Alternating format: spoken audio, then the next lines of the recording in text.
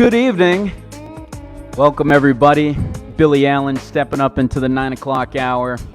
Open season.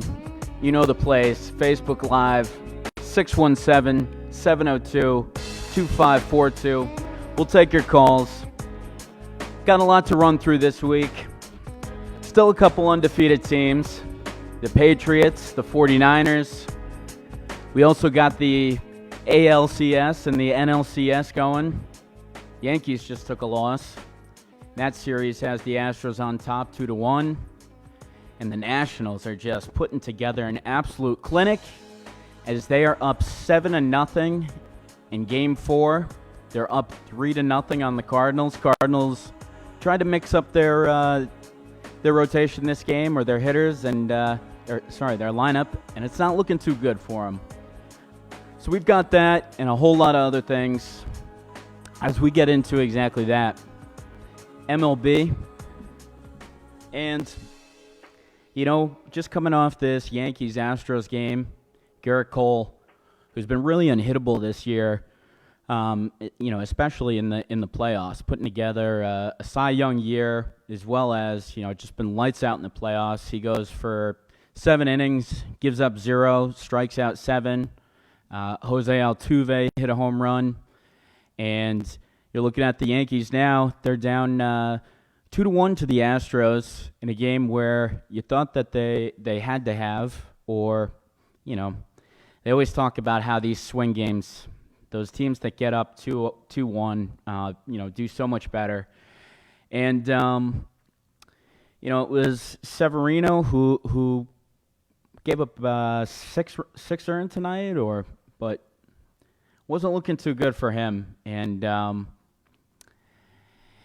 you've got an interesting situation there because the Yankees really looked like the best hitting team and, really looked like a great lineup. And they're starting to look like this series looks a little bit grim for them, to be honest. Do so much better. As you start looking at it, Game 4 looks like it's going to be a game where they're going to kind of have to match up bullpens. You think J.A. Happ will probably start that game, but with some of the starters for both teams, it looks like they're going to have to get into a game of bullpen. And I don't know, the Astros have just kind of been able to hit this Yankees team, and I don't know, the Yankees, who I had to say going into this, I probably like the Yankees a bit, where I thought the Astros did have the better pitching, but I really thought, and I remember saying it last week, thinking that the Yankees were going to clobber their way there.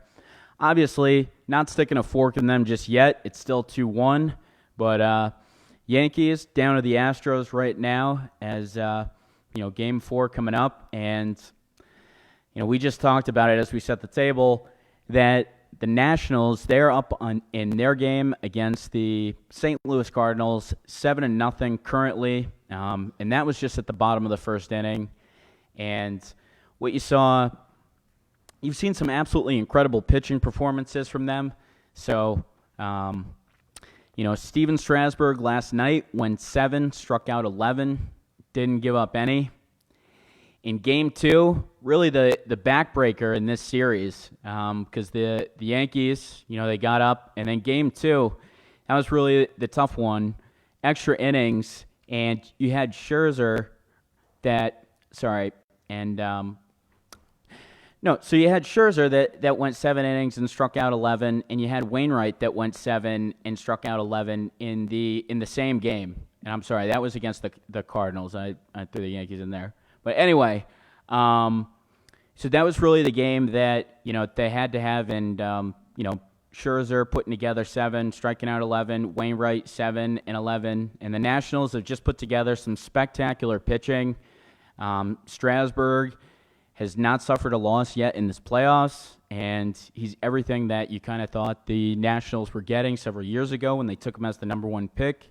He's been through his fair share of injuries, but absolutely lights out so far through this playoff series, as it looks like the Nationals are really going to just run right through. Unless something happens here, looks like they're just going to absolutely run through the Cardinals. And, Brian, do we have any update in that game as we welcome you to the show? Hey, what's up, Billy and everybody out there? We have the same score, just into the bottom of the third. Okay. All right. So we are a little bit further, but 7-0. Obviously, a pretty big deficit for the, you know, for them to try to climb out of, and it's pretty crazy because you looked at a team in the Nationals who lost their best player in Bryce Harper. So many people, the Nationals had offered him the most amount of money, and by all accounts, and he just has some love for Philly. I don't necessarily know the connection there, but I know that he just has this love for Philly, passion to win in Philadelphia, why he went to the Phillies. But how often do you see a team say, hey, if all we do is get rid of our best player, then we can make a serious World Series run? So, they've really been able to put together an incredible bullpen, and, they've kind of pieced it together here with some great starts. You saw Anibal Sanchez with a good start as well. And we have a clip on Steven Strasburg just talking about how they've really put together this bullpen that's allowed them to get to where they are so far. It takes everybody, but was there an understanding in your mind going into the postseason that if you guys are going to keep moving on here, that the starting rotation is going to really have to carry a load, and you guys were going to have to put together outings like the ones that you guys have this month? I mean, back in May, we kind of knew that was going to be the case. So, again, I mean, it's it's the nature of the game, and we're a team, and I think guys that have stuck around in the bullpen for the course of the year, they've only gotten better. You look at what Tanner Rainey, having Rodney here now, those guys have given us big innings, especially down the stretch, and my job is just to go out there and go as long as I can and keep it close. And guys scored some runs tonight, and we came out on top. Steven. So there you have it right there. Steven Strasburg, really not. He's really not the the brightest personality in the room. He even talks about it afterwards. But there you have it, just on him, and he's really led through his performance this year, this series, and talking about how they've been able to put together a bullpen that's been able to get them up on this 3-0 lead that they have against the Cardinals. Yeah, which is really kind of shocking when you think of how bad the Nationals bullpen was to start the season, with Trevor Rosenthal not being able to get anybody out, and nobody else in there was able to do anything. And you kind of have, and that's a great point, and you kind of have Strasburg getting pretty candid there, talking about how they knew that was the situation. Guys are making improvements. Not the biggest endorsement, I'd say, on the bullpen, but they've been able to put it together here when it counts. Yep. Very similar almost to probably the Red Sox almost of last year. It seems like this, bullpen out of a bottle kind of. You did not see the Nationals being able to pitch in the most in the toughest innings of the game, where the most pressure is on. You definitely didn't be able to see them. You didn't see them being able to make this type of run, and they've just been able to do it in a pretty improbable fashion. Like I said, their pitching has been absolutely dominant, and then they've been able to bridge it with some of their guys in the later innings. So they're definitely looking like a strong team that looks like maybe the Astros will play them, but again, still some life there for the Yankees. And with a lineup like that, you definitely can't count them dead. I just I don't know if they're going to have the pitching ultimately. That's what it looks like is really starting to falter for them in the playoffs here. Because it feels like really what they have as far as starters are, they have Matsuzaka, but then what do they have? They have J.A. Happ really is like their number 2, starter. Yeah, and I mean, I guess, you're seeing a lot to be concerned about with Severino.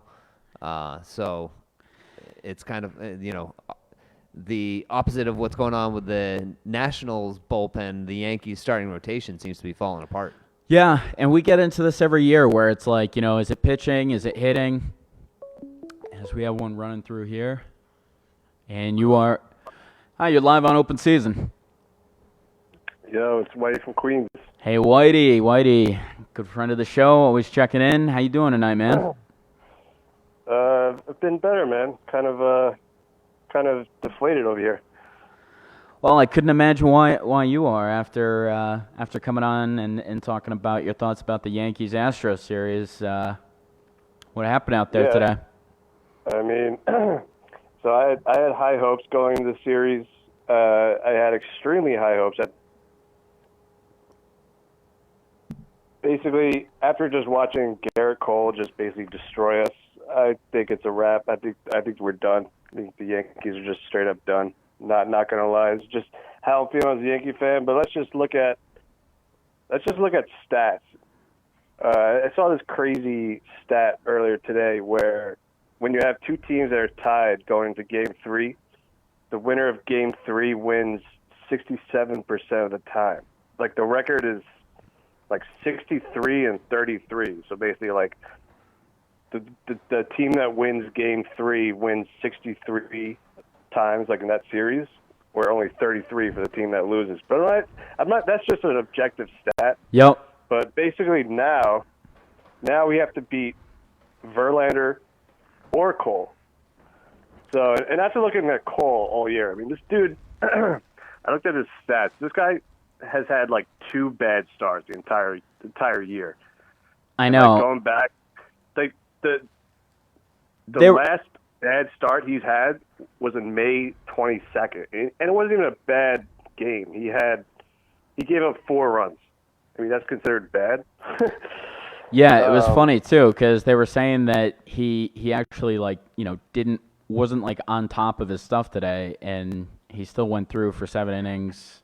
I think he gave up like 5 hits or something, right? But still struck out a bunch. No, 5 walks. 5 walks. Sorry.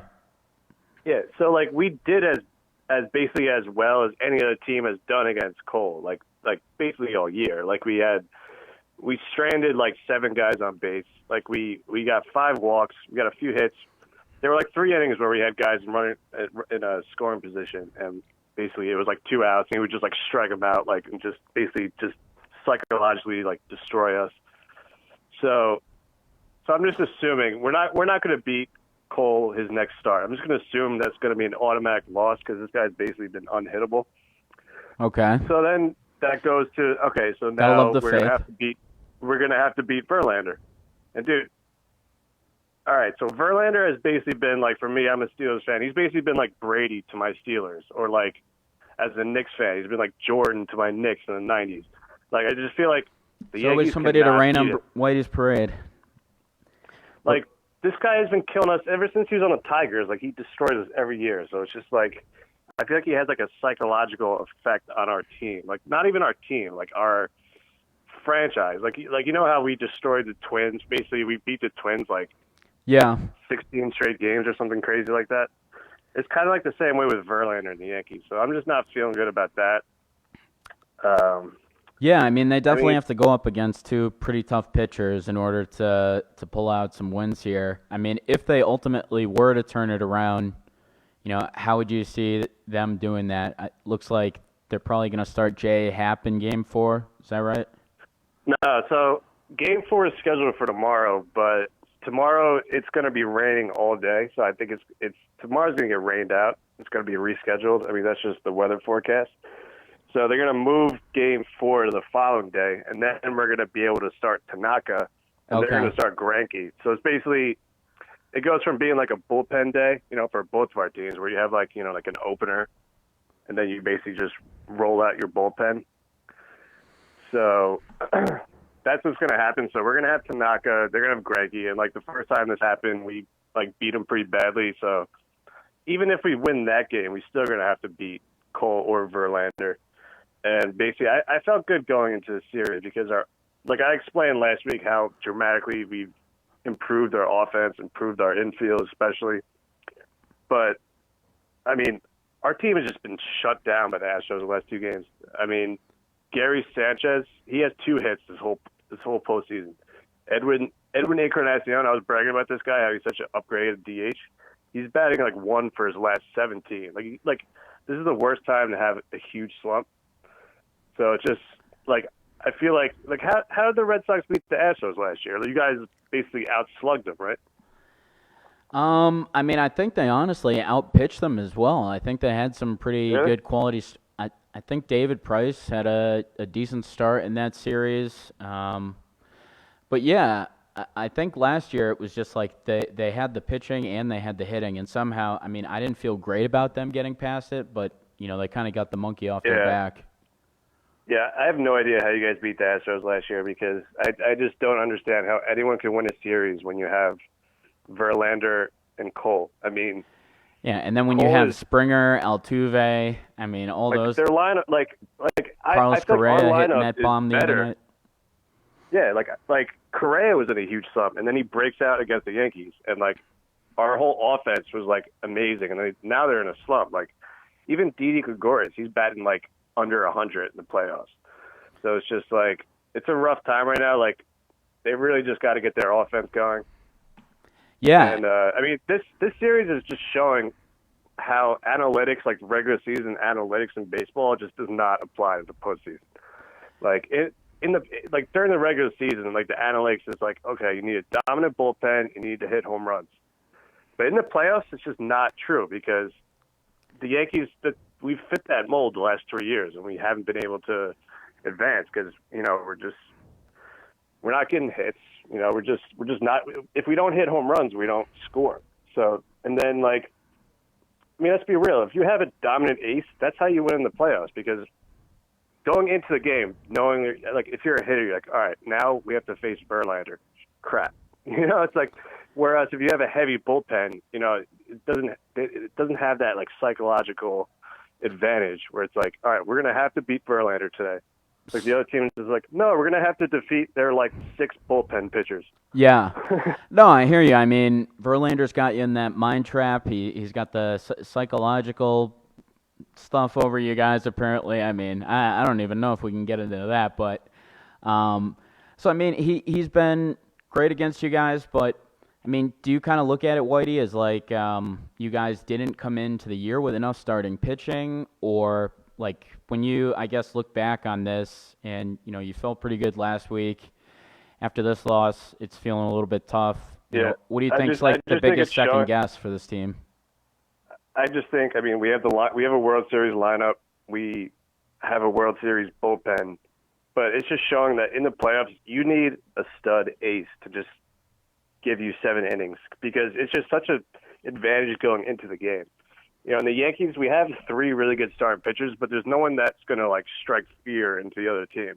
Like Gerritt Cole, I mean, imagine being a baseball hitter and being in let's say you're even in a slump and you're like, okay, now I have to face Gerritt Cole 4 times today. I have no chance. It's kind of just he hasn't been good since the Easter Bunny was around or whatever.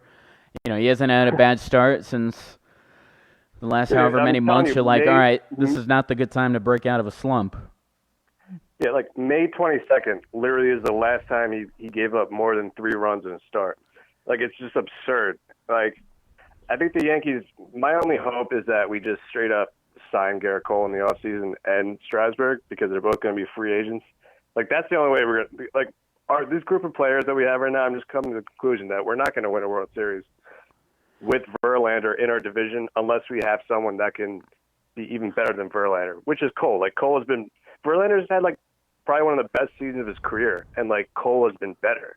So, I know it's crazy. Is there a guy on the market that you think you guys may take a run at next year to solidify things for your starters? Definitely Gerritt Cole. I mean, Gerritt Cole grew up a Yankees fan. He went to the old Yankee Stadium multiple times as a kid. He grew up a Yankees fan, and the Yankees signed Gerritt Cole out of high school. Many people don't know that. So they just gave up on him at the right time? No, because he decided to go to college. That's what it is. Oh, so we signed him as a high school player. He was our first pick. I think it was back in 2008 or something like that, and he decided to go to college. So we've always been linked to him. We tried to trade for him 2 years ago. But the Pirates wanted, I think it was Miguel Andujar and Clint Frazier, and we stupidly said no.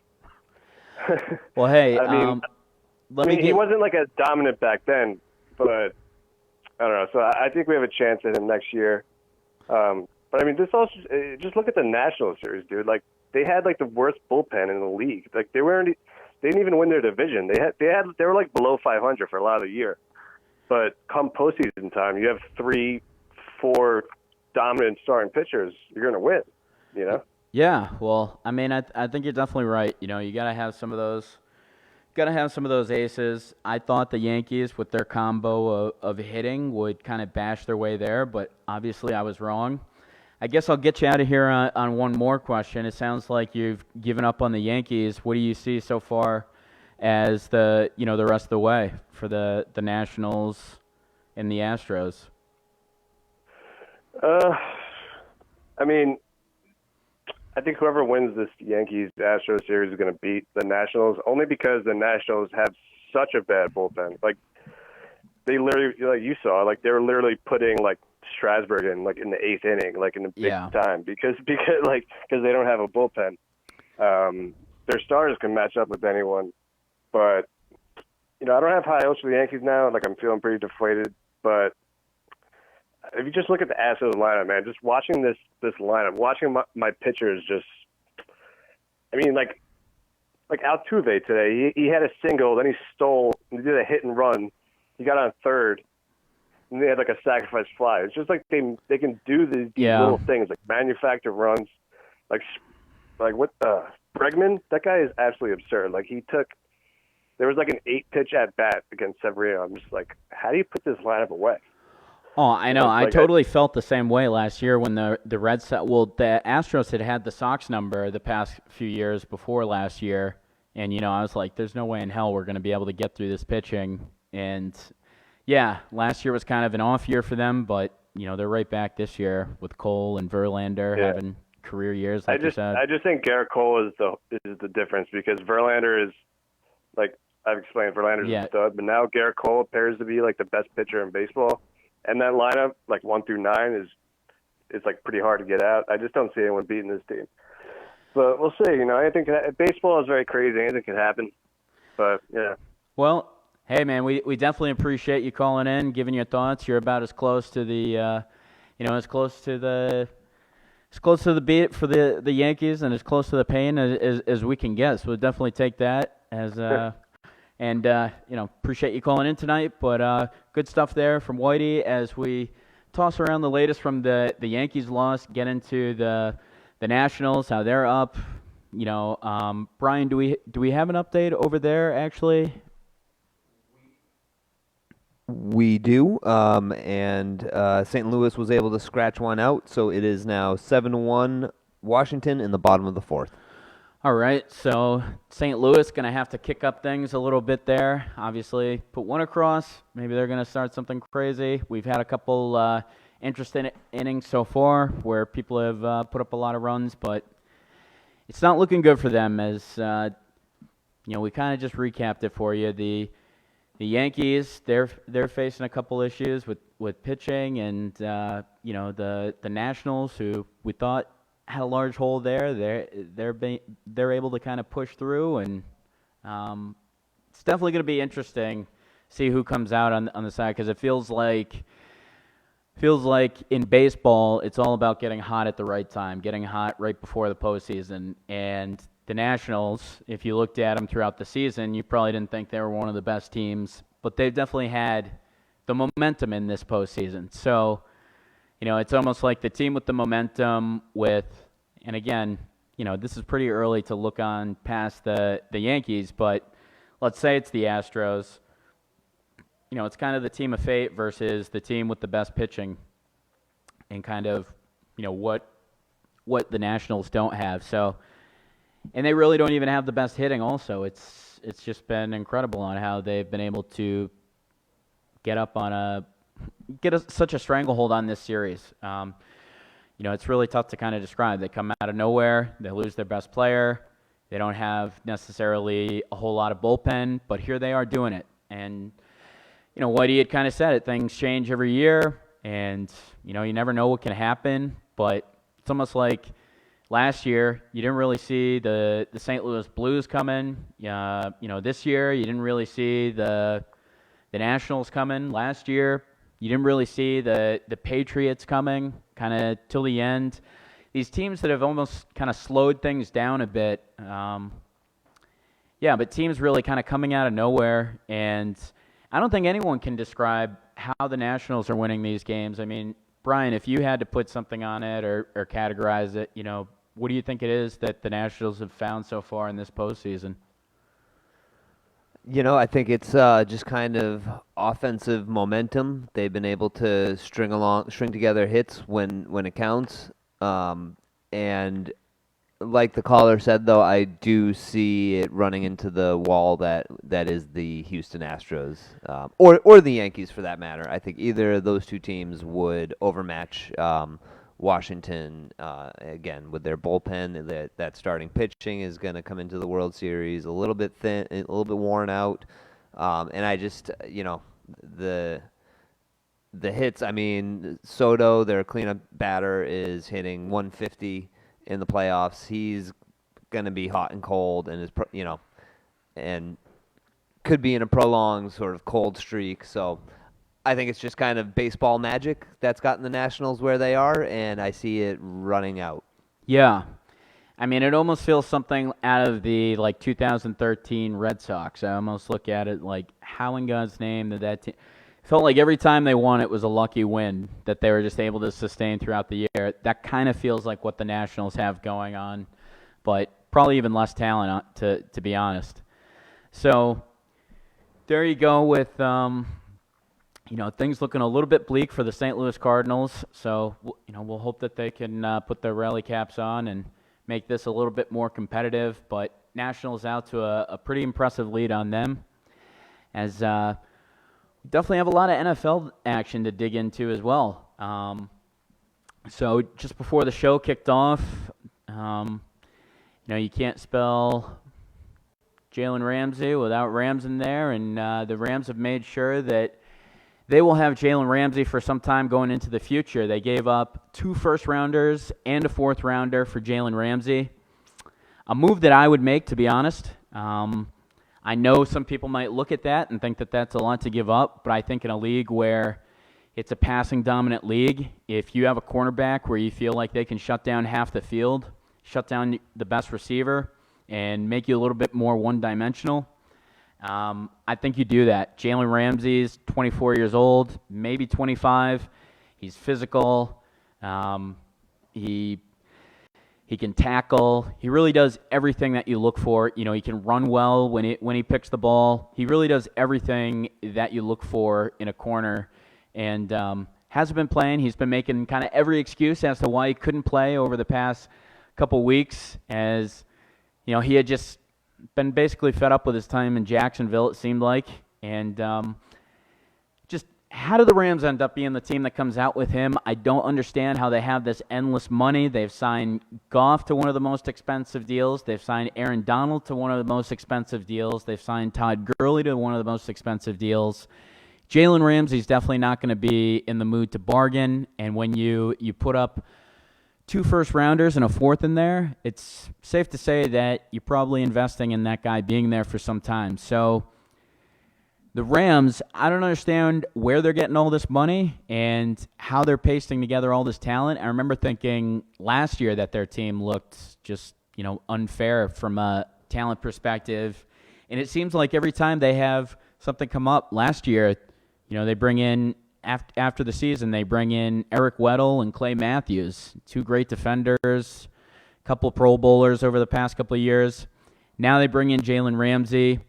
And for a Rams team that's taken a couple losses over the past couple weeks, and certainly haven't looked like the team that we saw last year over the past few weeks, especially with Jared Goff. I believe he threw about 80-some-odd yards throughout the game. He had 27 passing yards going into the 3rd quarter.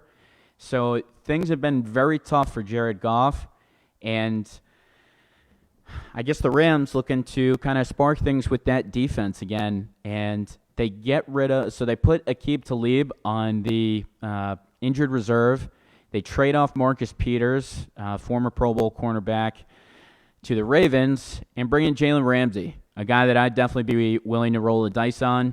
Again, I don't know what the Rams' end plan here is and how long the money's going to last, but I definitely think that's going to be a move that can help them turn things around a bit, especially because, they really do need some kind of turnaround with the performance that they've had at quarterback. They also haven't gotten the effort that they probably wanted out of Gurley and some other parts. Brian, looked like you may have had a thought. Well, I was just going to say, unfortunately for them, Jalen Ramsey doesn't throw the ball. Yes, and I would definitely agree with that.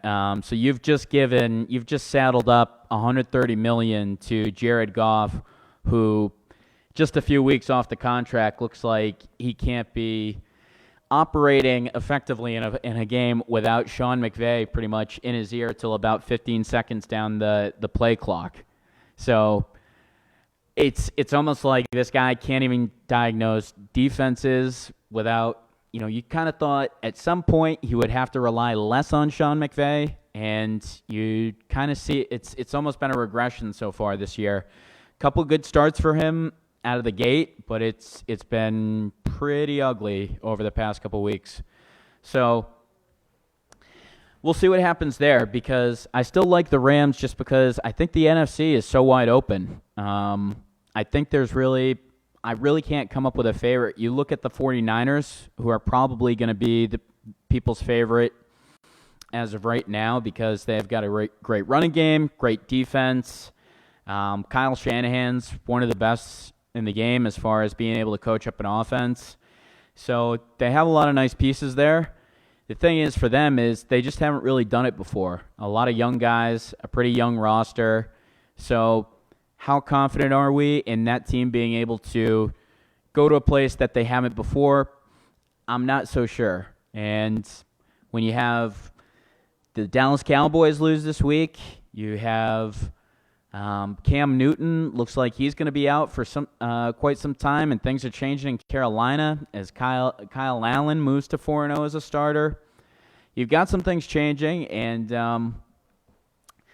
so I think the NFC is pretty wide open, and I don't really know if I'm ready to pick a favorite there. I think in the AFC, you look at the Pats, no question, and I don't think it's the same way in the NFC. Yeah, no, I would say you can even make a solid case for Seattle and even, to an extent, Green Bay. And I would even say that there's a lot of people talking up the Saints pretty well because they have said, hey, if this team can win with Teddy Bridgewater behind the helm, the Saints finally have a defense. They have a defense, and it just so happens it's the year that Breeze gets injured. Yeah, so things have lined up for them well, and there's definitely a couple enticing Super Bowl matchups. We could see the Patriots against a Sean Payton type offense. That would definitely be interesting. So to be able to see anything, obviously everybody's already looking ahead to a Garoppolo matchup where, that would just be Garoppolo versus Brady talk for a couple weeks. I don't know if we'd even enjoy that. But you've also got the potential matchup against the Seahawks, as you mentioned. So there are some teams that are starting to separate themselves from the pack a bit, and there's also teams that this week went back towards the pack a bit. And you saw the Chiefs, the Browns, the Cowboys. You saw the Chiefs now taking 2 straight losses at home, something that I never would have predicted going into this season. One with their advantage at home. I mean, they simply, when they play at home, you pretty much chalk it up to them winning. And then they've also got, as far as I'm concerned, the most talented quarterback as well as probably the most talented offense in the AFC. So you've seen them go up against teams that have been able to slow them down a bit, been able to get after Mahomes a bit more. And it's tough to kind of even say what the formula is to beat Mahomes because we see the Texans winning this week. You still have to score about 31, 34 points to beat the Chiefs. Even if you have a good defensive effort, you're in there on Mahomes. So, we see Patrick Mahomes, at least for me, look human a bit for a couple weeks. We had seen him on some ridiculous stretches where it was just 300 or 400 yards passing, 2, 3, 4 touchdowns, no interceptions. Throws a couple picks over the past couple weeks, and one that was pretty outrageous, just the NFL with these flags.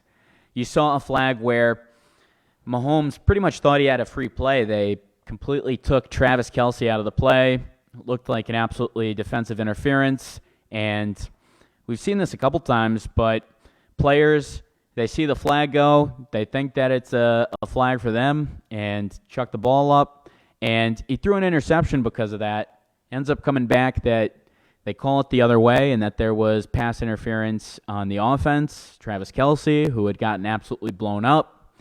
So, you see the pick there, but also a whole lot of issues with all these flags. And, it's just kind of something where last night, if you watch the game, the Monday night game, and if you're playing on the Lions, you've got to say the NFL is pretty much doing everything they can to make sure that we lose this game.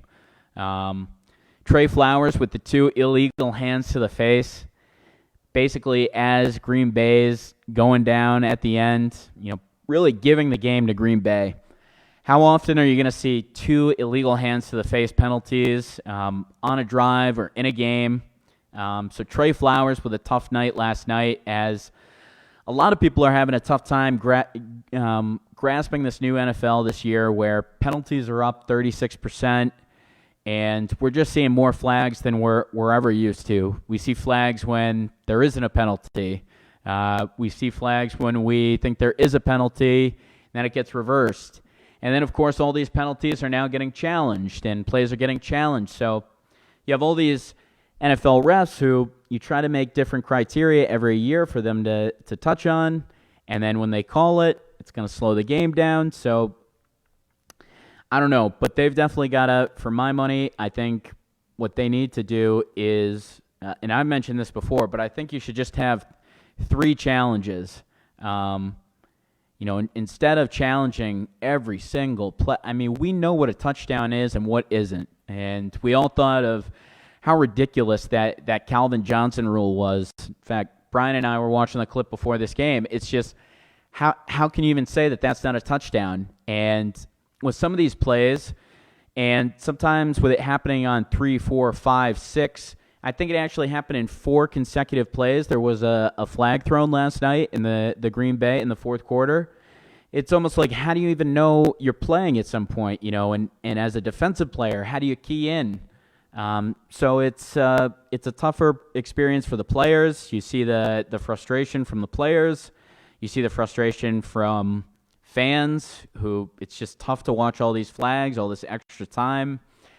And, the owners definitely didn't want this because they just want anything that's going to help the game. So it's kind of something where you're surprised that, the coaches actually got these reviews, and you're wondering what the NFL is going to do to be able to get rid of some of these flags. And it's crazy that we're saying it, but let guys play football. Actually, in football, it's like in football we're asking them to not call things too tough. I mean, you can't even believe where we kind of are at this point in the game with illegal hands to the face, all the challenges. It's a lot tougher to swallow, and it's a lot tougher to watch. So they've got to do something to get rid of it, and they got to get rid of so many flags. It's just been tough, and then it's like you just don't know what's real, what's not, and I don't really know what the NFL does from here to get rid of the flag. It's like, do they come out, they rule against this next year, but then they're gonna emphasize something else. So it's always just this cycle of the NFL. There needs to be a greater system where they need to, they can't be reviewing every single call, can't be reviewing every single touchdown. That's not going to make the game faster. It's not making the game more enjoyable for people. And, it's just tough. If you're a Lions fan or really a fan of the game, you have to be pretty disappointed with that effort last night out of the NFL in that Monday night spot. That was definitely I mean, so many questionable. You've got so many players coming out today, former players, current players, just talking about their comments to the refs, comments about the officiating. So in a league that's not trying to drum up any negative attention, they definitely are as far as the gameplay this year. And they've got to do something to fix it because it's getting tough for the diehards to watch. And when it's getting tough for the diehards to watch, then that's really what's going to spell the end of something. So now the Pats, they suspend one guy, Michael Bennett, for conduct detrimental. Apparently he was messing with the defensive line coach, Brett Beamsma. And they bring somebody back, Ben Watson. We talked about how he got the raw deal last week. Sure, he got a raw deal this week, but we just don't know what the details of it are. But anyway, he is back. He's back with New England. Terms were not disclosed or anything like that, but he is back for the season. And for a team that just lost their only tight end, Matt Lacoste seems like he's going to be out for some time. So a team that really didn't have any weapons at the tight end position, Ben Watson is coming at a perfect time for the Patriots, who probably need a little bit of help on the offensive line. Ben Watson, I don't think he's going to be a guy that's going to put his hand in the dirt and block so much in this last year. He's definitely one of those guys that's a bit more of an offensive tight end. But he's a strong guy. So do they start to use him in some more formations where they're able to get Brady a little bit more time? Because the past few weeks we've seen Tom Brady just not look as comfortable when he hasn't been able to get set in the pocket. Seems like the offensive line is still a work in the progress for the Patriots. So until they fix that, you got to look at some things to, I definitely think Ben Watson was probably an ask from Brady. I feel like, for them to cut him, say that there wasn't a roster spot, all the things that we heard in a week, and then to be able to bring him back just seems a little bit convenient. I don't know. There wasn't a roster spot, didn't have the money a week ago. Is that Brady saying, hey, I'm getting killed here. I don't have a tight end that I can throw to.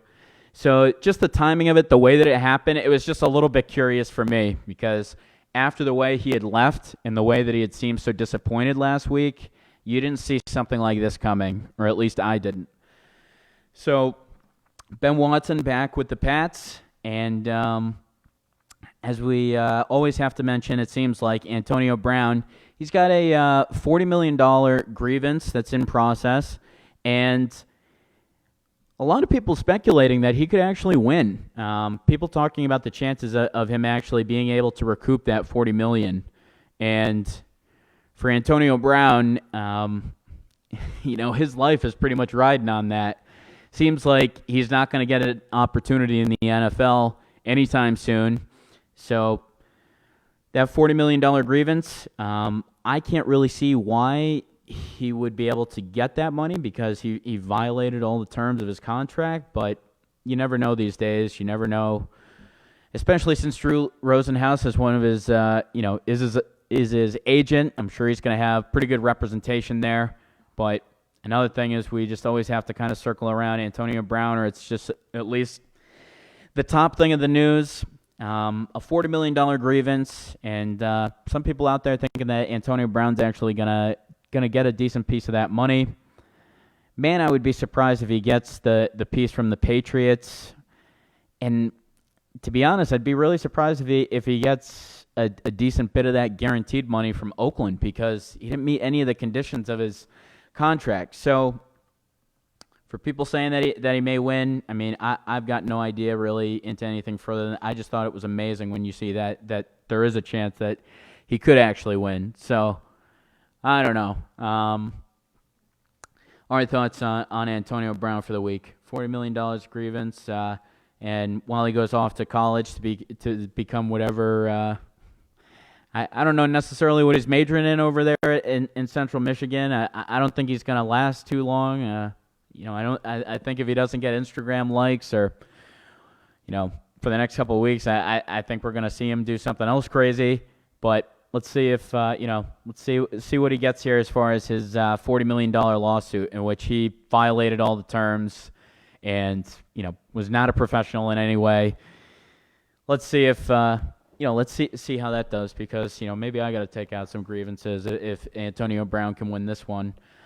Doing a quick 5 up for the week, fantasy intel.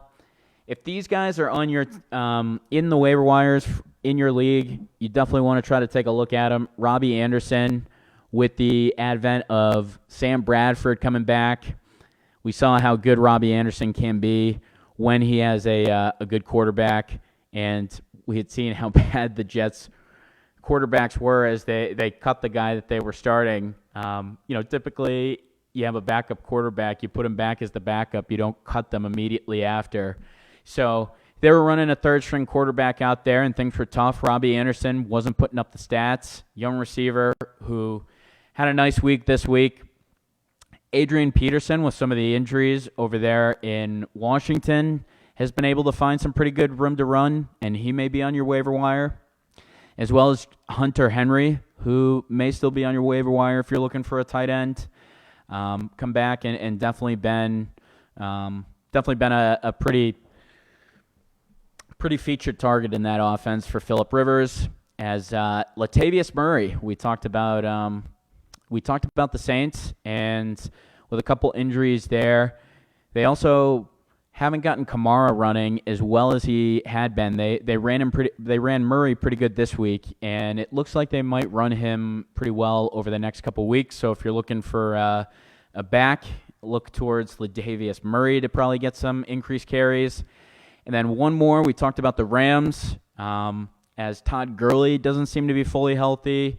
Darrell Henderson, not the number 2 running back. He's the number 3 guy, but probably the faster, more explosive, the pass catching of the two. So I look at Darrell Henderson as somebody that could bring you pretty good value.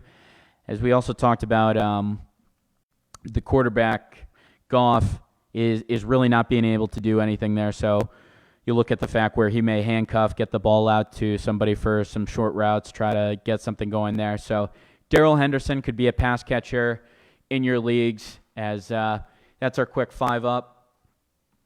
And I mean, something that I'm just really excited to talk about, because I feel like I've been calling this all year, and it's only been 6 games in for the Cowboys, but the Cowboys just continue week after week to fall back to earth. Could they have not gotten off to a better start, 3-0? Dak Prescott threw for 433 yards that first game. I think he threw for 3-4 touchdowns. Everybody said, oh, here comes the big contract. Everybody's getting paid. Zeke's back. 3-0. And then this week, they're losing to the New York Jets, who, for my money, I don't think that the rest of the season outlook for them is as bleak as it was. But going into this, they were a team that, Sam Bradford hadn't started any games. Just the fact that there was the rust, Le'Veon Bell hasn't been able to find anywhere to run. So there's been some issues that the Jets have definitely had to work through. So to lose that game, I don't think that was a game that Dallas could afford to lose. Definitely hurts as they sink back down to 3-3.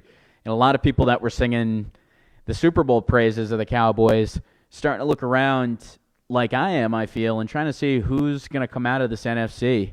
I feel like even after that loss, a lot of people still kind of liking the Cowboys to maybe get things right. And I feel like even after the past couple weeks, who said Cowboys get it right this week, or Cowboys get it right, or at least the experts. And the Cowboys sitting here 3-4, and it's been a complete regression where Dak Prescott, I think he threw 2 or 3 picks this week. I mean, it hasn't looked as good, where the first couple games, I don't think he threw any picks, and I feel like he's thrown about 6 picks in the last 3 games. So you've seen some regression out of the quarterback. Amari Cooper's faced injuries. So things falling apart a bit for the Cowboys, who everybody liked to go to the Super Bowl after 3 games. Now you're starting to hear the annual, do we fire Jason Garrett, or how much value does Jason Garrett give? And starting to hear them trying to pull some of the pressure off Jason Gerritt. I mean, I can't understand what Jason Gerritt does except for just be an absolute puppet every single year. However, after you look at a couple of these teams that have slid back, I don't think the Chiefs obviously are in any position where they're going to get rid of their coach. But with the Browns and the Cowboys coming back a bit, not being out to the expectations that everybody had going into the season, are Jason Garrett's and Freddie Kitchens' seats going to get a little bit hot here? And you kind of look at the Browns where they've gotten off to this bad start, and they brought in Freddie Kitchen. He wasn't really the most qualified guy. He was a guy that Baker Mayfield had kind of pointed to, said this is the guy we got to bring in. So I don't know necessarily how much faith is in him faith that they have in him from the upper management perspective. But I could definitely see one of those two guys get their seat getting hot. If the Cowboys end up losing another game here and go to 3-4, they had come off the season last year, and we had said this before too. We feel like even when they do a playoff series that get to the playoffs, they kind of come back to earth. So I didn't really love them as the Super Bowl contenders necessarily coming in this year, but with the expectations, is this finally the year where maybe they cut things with Jason Gerritt if there is a little bit more trouble here for a couple weeks? And that's interesting to me because Jason Garrett's been there forever. I want to say he's one of the longer tenured coaches. Yeah, I think since But every year we're 2010. questioning kind of. It's almost like the old. He's the new Marvin Lewis, where it's how does he still have a position? I don't really understand how much he's doing. They don't win so many games that you can't necessarily question. If they come up with an 8-8 season, and I'm not necessarily saying that they're going to do that. I still think the Cowboys will probably make the playoffs if you take things from today. Looking forward, I think they'll still make the playoffs. But if they finish 8-8, I mean, I think that this is a team that had big expectations, Super Bowl expectations. After signing Dak Prescott and after coming off the year that they did last year, where they had kind of built a bit of a defense. Their defense was helping them out in some spots last year. So we'll see how things go there, but you've got to assume that the Dak Prescott negotiations, maybe that $40 million price tag per year, maybe that's gone down a bit. Finish 8-8. I mean, I think that this is a team that had big expectations. Yeah, so, Super Bowl for me, I just love the Cowboys. I just love how it's like every time they get off to a good start, it's almost like the Bills kind of. Anytime the Bills get off to a good start, like 2-0, 3-0, everybody goes nuts. It's like the same thing with the Cowboys. You have a 3-0 start, and you just have everybody absolutely saying that the Cowboys are going to get to the, that you got to pay Dak Prescott number one quarterback money, $40 million a year, and just what a difference 3 weeks makes. Because how did we view the Cowboys 3 weeks ago versus how we look at them now? The NFL, it's a season of quarters, and this quarter they're having a pretty poor one. But yeah, things have been tough over there. So I don't know. I mean, if it's me, I just get rid of Jason Gerritt. I assume that I can probably bump into a guy in the street. I assume that I can bring along a coordinator. Anybody is pretty much going to be in line with the owner. Even Bill Belichick here in Foxborough, when he gets his hand slapped by Kraft, at the end of the day, he's got to listen. And we've seen that a couple times with Brady, with Gronk. So I don't necessarily know what it is that keeps Jason Gerritt there so long. And again, Freddie Kitchen, just with the expectations, I think so many people thought that the Browns were going to win 9, 10, 11 games easy. If the Browns end up being a team that wins 6 or 7 games this year, what does that do for a guy like Freddie Kitchen, who I don't think has, probably the most credibility so far? A lot of people saying first-year head coach, pretty much endorsed by Baker Mayfield. So, this is a big year for him, and those are two seats that I could definitely see getting a little bit hotter. We saw in the offseason, when Bruce Arians joined the Buccaneers, he had said that he wanted to keep Jameis Winston as the quarterback because this is Jameis Winston's last year on his rookie deal. They really wanted to see what they got out of him. And you looked at through the first few weeks, it was almost like, okay, maybe Bruce Arians has Jameis Winston playing right. And for the last couple, for me, Jameis Winston has just been a guy he's always been a guy that's been too turnover prone for you to be able to count on. He'll throw touchdowns, but I feel like he almost comes with 2 picks a game. Like you can almost, and for me, it's just too much. And I think that they've ridden that contract out as far as they can. I think that they've kind of seen what they can, and if it was me, we talk about some of these teams that should start moving away, changing quarterbacks. I look at the Buccaneers as a team that should probably change their quarterback. Get a young kid in there, get the reps, see what you have at that position, because you're pretty much going to count out Jameis. At least I would. And Bruce Arians, such an offensively gifted coach, you can't imagine him having the appetite behind this year. You understand the 5th year, you're getting it at a cheap deal. See what you've got. It's kind of like that Burnett. He was the starter already. So, but you almost wonder if they're even going to make him an offer. I would be surprised. I was surprised enough that they were giving him the run this year, and that they've continued to give him the run. It's almost like they have given him every chance to be a leader. That Hard Knock series, I can remember how corny he was in the huddle and doing all. It's like they have given him every chance to be a leader and to do everything.